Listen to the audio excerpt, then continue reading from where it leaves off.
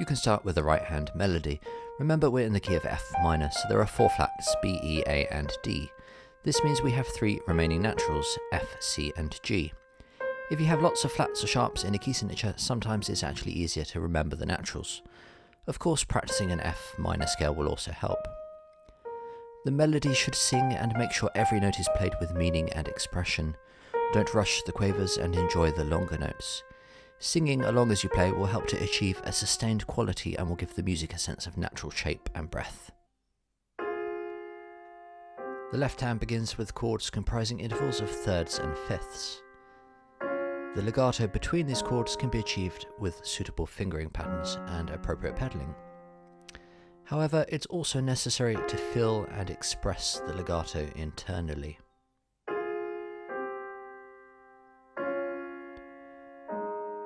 A diminuendo through these chromatic parallel fifths here. When playing hands together, the melody should sing a mournful story. Try to project the sound and feel the space that you're in. Consider your sounding acoustic as an instrument in itself. The sound resonates within the piano and then expands to resonate in your surroundings.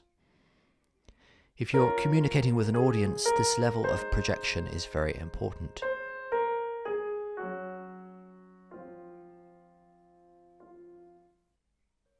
Nice and soft at the beginning of this section, with expressive colours in the harmony.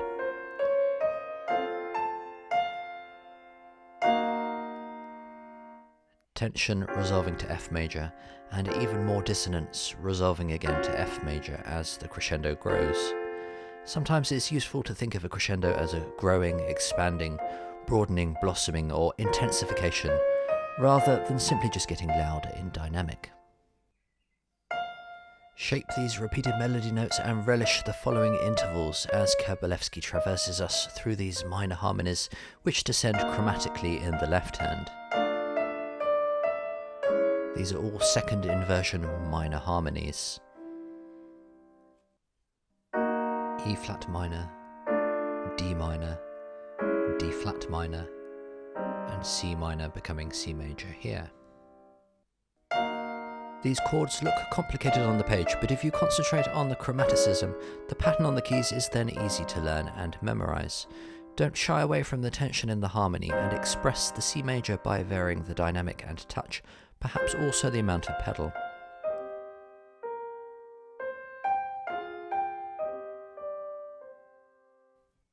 Note that in bars 3 and 4 we had a D flat here, whereas in bars 19 and 20 it is a D natural. You can express this by changing the colour and perhaps the dynamic.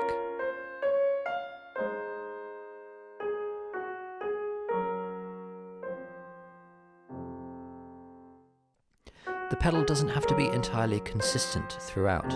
You should constantly vary the pedal depending on the sound world that you wish to create. For example, an artist might have numerous brushes, palette knives, different paints and countless techniques to create masterful artworks. A pianist can accomplish similar feats with just one pedal. In fact, it's not an exaggeration to say that infinite colours and textures are possible. This passage heralds the climax of this piece, and the peak is expressed both in the dynamics and in the expansive range of pitch.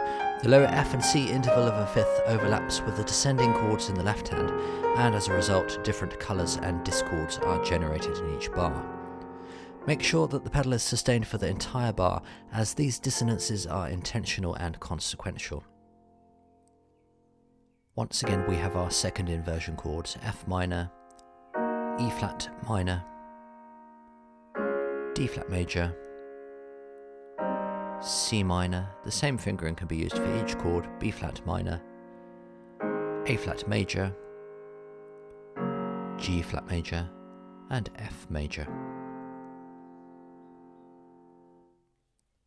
You can practice the left hand in different ways. For example, playing just the bottom note of each descending chord will enable you to see the falling pattern and relationship between the varying chords on the first beat of the bar and the FC chord on the second beat. It's also useful to think of any chord from the bass upwards. You could then add the top note of each chord, which is slightly simpler than playing the chords in full, but also useful to see the descending pattern.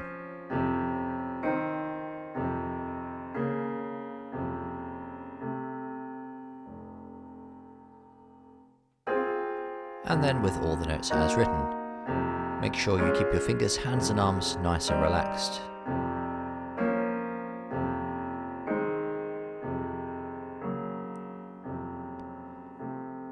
Another way would be to omit the chord on the second beat of the bar in order to see how the higher pitched chords relate to one another. Try to really feel the unique colour of each chord, some major, some minor. You can also practice like this with both hands, again slightly easier than including the bass notes, it's all good practice.